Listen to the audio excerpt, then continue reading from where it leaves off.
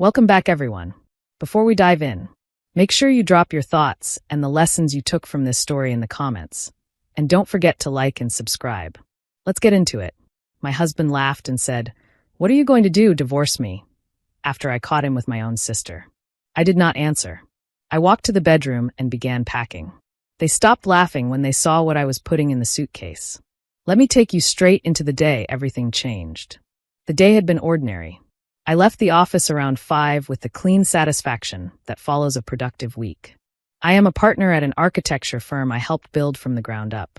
The hours are long, but creating structures that become part of people's lives makes the work feel permanent and orderly, like I am not just drafting buildings, but drafting a life. I stopped at the gourmet market for fresh pasta and a bottle of Chianti. Maurice loved when I made bolognese from scratch. After 25 years, you learn that love often hides in small gestures.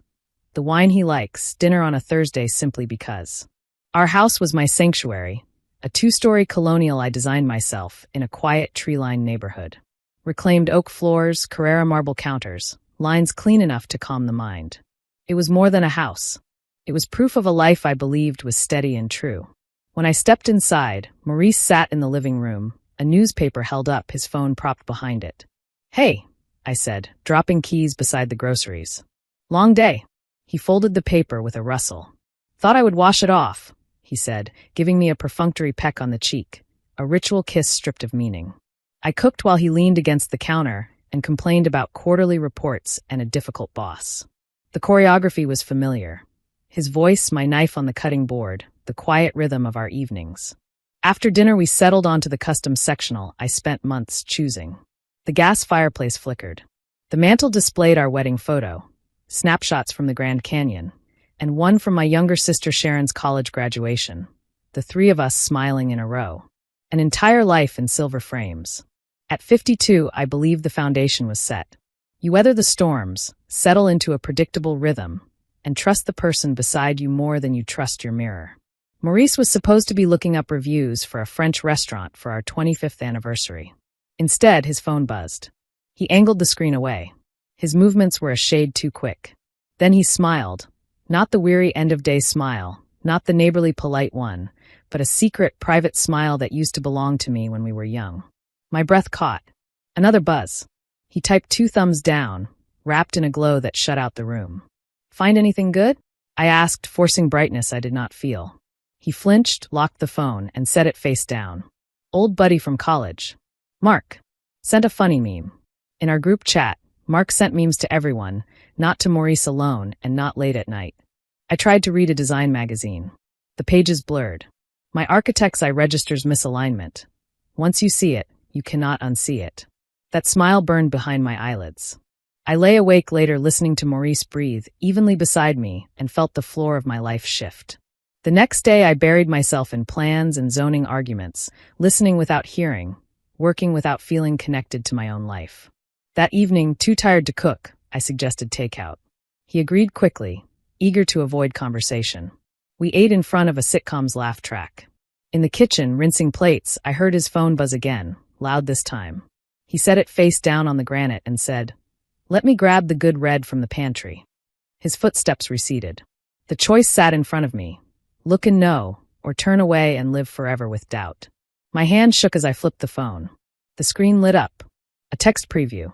"Cannot stop thinking about last night. You were amazing."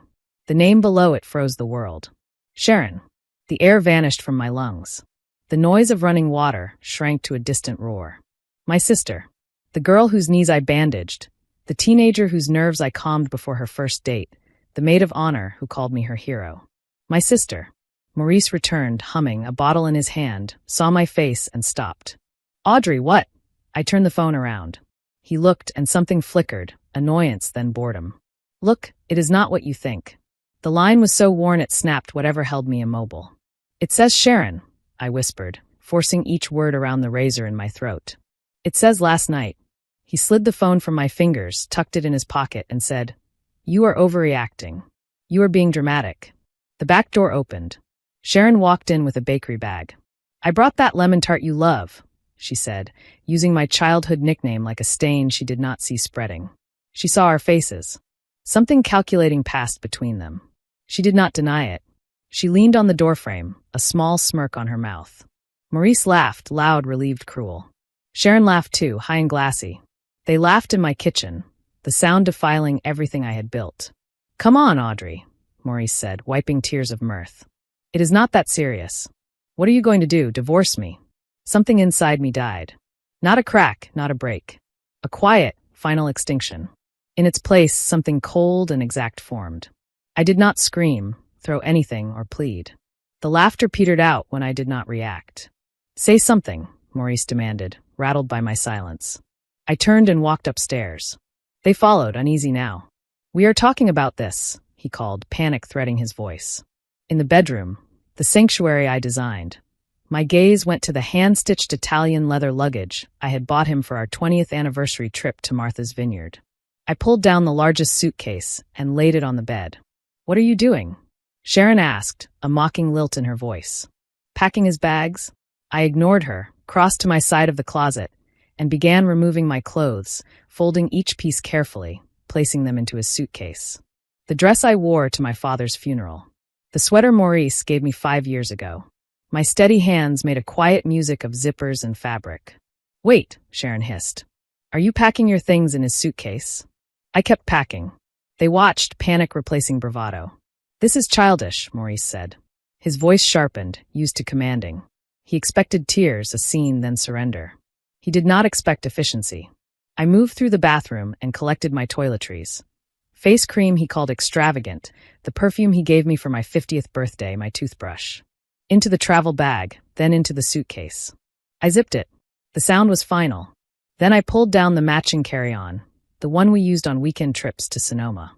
I packed my shoes, my laptop, my work files, and a silver frame with my parents' photo. "What are you doing on your phone?" Sharon demanded when I sat and began typing. I opened our bank and removed Maurice as an authorized user on my American Express Platinum card. A small digital guillotine. Then I called the car insurance and removed the Lexus from my multi-vehicle policy. "You cannot do that," he sputtered. "I need that car for work." The agent confirmed the change, cheerfully oblivious to the implosion. I removed his line from my family mobile plan. I changed the Amazon and streaming passwords. I revoked his access to the smart home system. Click by click, I cut every cord that let him live off me. With each action, I felt a measure of my power return. Their faces shifted, from anger to fear. "You are ruining our family," Sharon said through her teeth. "Your phone," I said to Maurice. "Give it to me." "No," he hugged it to his chest like a child. I did not raise my voice. "You can hand it to me, or my lawyer will subpoena it in the divorce. It will be worse for you then." He threw it on the bed. I unlocked it. 11:25, the birthday of our first dog, Buddy. The intimacy of that number felt like a bruise. I opened his messages with Sharon. It was not a few texts. It was months of good morning and good night, flirts and cruelty. Photos of Sharon in lingerie in a hotel room. Inside jokes and spiteful nicknames for me. They built a secret world on shared contempt. I found the trip. Maurice had said Florida for a business conference.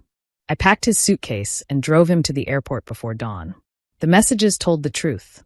A romantic weekend at the St. Regis Ball Harbor, a 5-star beach hotel. The bill was attached. Over $8,000 charged to my American Express. Rage steadied me. I read a text aloud. "Sharon, does she suspect anything?" "Maurice, not a clue. She is too busy running her little empire. She thinks a promotion is coming. She will not question expenses. She is predictable. My little empire paid for the house, his car, his golf club dues, and their vacation. You stole from me," I said. "You used my money to lie to my face." Maurice flinched. Sharon lifted her chin. "He deserved a little fun. You have been wrapped up in work for years." The blame shifted smoothly, always away from them. The last of love vanished. Only contempt remained. I made one more call. "Pamela? She has been my closest friend since college. Can I stay a few days?" Her voice changed instantly. "Yes. Come now." I ordered an Uber. Panic broke over them. "You cannot just leave," Sharon cried, her bravado collapsing into a childish whine. "This is your house." "Exactly," I said. "Which is why I am the one who chooses to walk out of it." Maurice planted himself in the doorway. "Let us talk like adults. We can fix this. Counseling." I laughed once, a sound without warmth. You did not crack a window. You set a fire. My phone buzzed. The driver had arrived. I rolled the suitcases. They grabbed and pleaded. I shook Morris's hands from my shoulders. You asked what I would do, I said. Live without either of you. I rolled past them, down the stairs, and out the door without looking back. Night air shocked me into myself. The driver lifted the bags into the trunk without questions.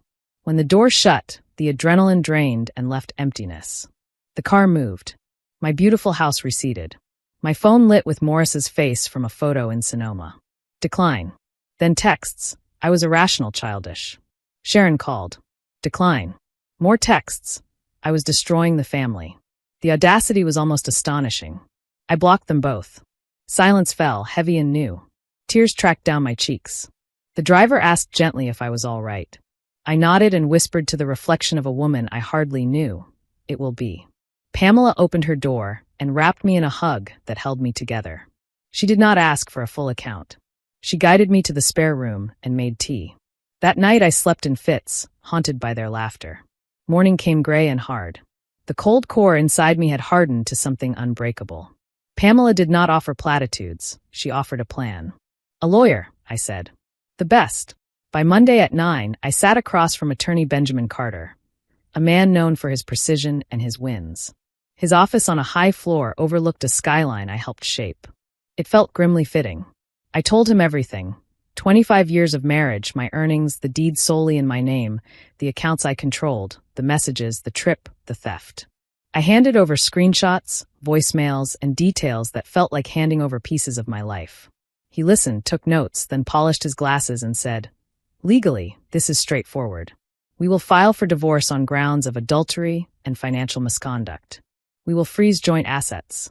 And we will serve an immediate 30-day notice to vacate. They are tenants at will. If they refuse to leave, the sheriff will remove them. The process server delivered the papers that afternoon. The response was immediate. Furious emails from new accounts and unknown numbers. Maurice claimed I owed him for supporting my career. Sharon declared she had rights as a resident and that she was not leaving. I forwarded everything to Attorney Carter.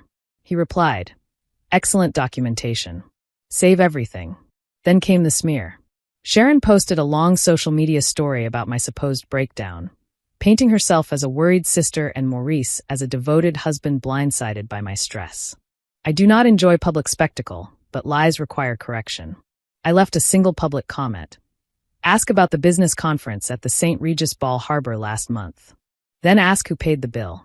I have the receipts. The post disappeared an hour later. The petty harassment began. Grocery deliveries canceled. Newspaper subscription suspended. A dozen pizzas arrived at Pamela's door, ordered in my name. I fixed each problem, disputed charges, changed payment methods, documented every incident, and sent a nightly digest to my attorney. Then they crossed a criminal line. An email from my bank congratulated me on a new auto loan. I had not applied for one. I clicked through. $70,000 for a brand new Lexus Sport utility vehicle, approved instantly using my name, address, date of birth, and social security number. The fraud department confirmed the application had been submitted from my home internet protocol address. I felt sick. This was not pettiness. It was a felony. I filed a police report for identity theft and attempted grand larceny against Maurice Thompson and Sharon Clark. At the precinct, Detective Harris took my statement with weary kindness. You did the right thing, he said. There is motive and a digital trail. We will investigate. I walked into sunlight feeling only a quiet sadness that they had forced my hand. The final week before the eviction deadline was eerily silent. No calls. No emails. The calm felt like pressure in my ears. I signed a lease on a new apartment and scheduled movers. I focused on the shape of a future I could survive. On day 30, the sky threatened rain. Attorney Carter met me on the sidewalk outside my house. 2 sheriff's vehicles idled at the curb. They refused to open the door, he said. My stomach dropped.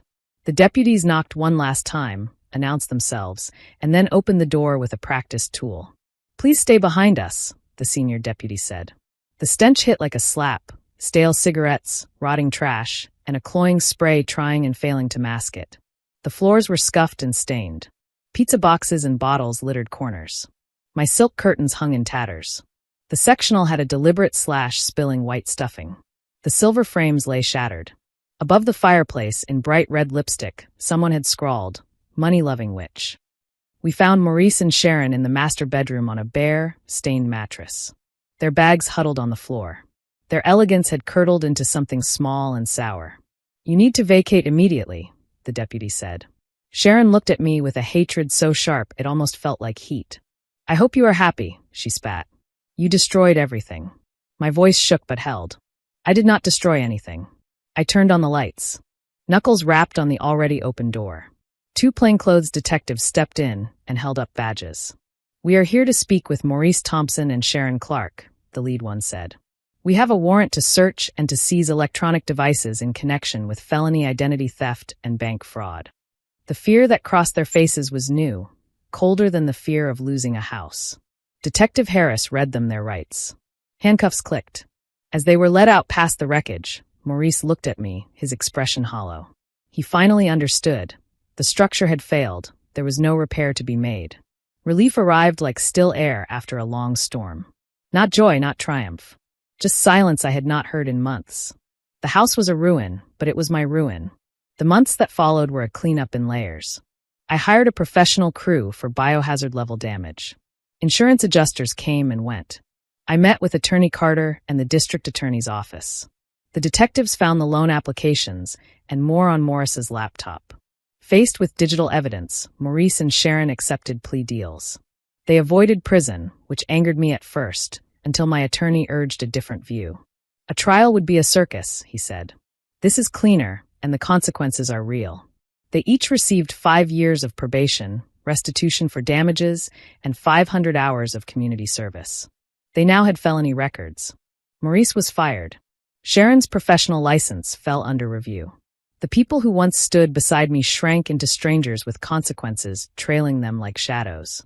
The divorce was swift. Because of the adultery and financial abuse, and because I had kept assets separate and the deed in my name, he left with his clothes, his debt, and his record. I kept what I had built, the savings, investments, retirement accounts. I could not live in that house again. Even restored, it felt permanently stained. After the work was complete, I sold it in a week and bought a sunlit 2-bedroom in a modern high-rise overlooking a park. It was smaller, quieter, and mine. I decorated for myself, not for anyone's approval. A velvet armchair I could fall into, an herb garden in the window that made the kitchen smell like hope. I enrolled in a pottery class. My bowls were uneven, but the clay spinning beneath my fingers taught me something about making shape out of formlessness. While unpacking the last boxes, I found the leather suitcases I had once gifted to Maurice and had used to leave him. I carried them to the building's dumpster and dropped them in one by one. The thud at the bottom sounded like an ending. The next day I bought luggage in a vivid sapphire blue. Light, durable, and mine. I booked a solo trip along the California coast. Santa Barbara to Carmel, 2 weeks of ocean air, long walks, and a stack of novels. I chose the destination for its quiet. Sometimes late at night, I still hear their laughter. Sometimes I hear Morris's taunt. "What are you going to do, divorce me?" And feel a low, steady calm rise to meet it. He meant it as a dare. He did not understand that the very thing he mocked would become my doorway. I did divorce him. I did more. I dismantled the life he took for granted, insisted on accountability for both him and my sister, and built something new with my own hands. My life is smaller and quieter now, but it is honest. It is mine, room by room, decision by decision, like a house drafted with care and erected on bedrock. I do not pretend none of it hurt. I do not pretend there is no grief. A husband of 25 years, a sister of 50, and even a mother whose first reflex was to protect the illusion of family over the truth of it. All of that loss sits inside the walls. But loss is not the only tenant. The other tenant is steadiness. The other tenant is quiet satisfaction when morning light comes across the floor I chose and the chair I love. The other tenant is the knowledge that when a structure fails beyond repair, you do not pretend. You pick up your tools, you clear the site, and you begin again. When I think of the woman in that kitchen holding a phone that scalded her palm, I do not pity her. I recognize her. She chose to know. She chose to leave. She chose to act. And she is the reason I can sit on a balcony now, overlook green space, and breathe air that is finally my own. If you enjoyed this story, please like, comment, and share this video with your friends. Subscribe and turn on the notification bell so you never miss a powerful story drop.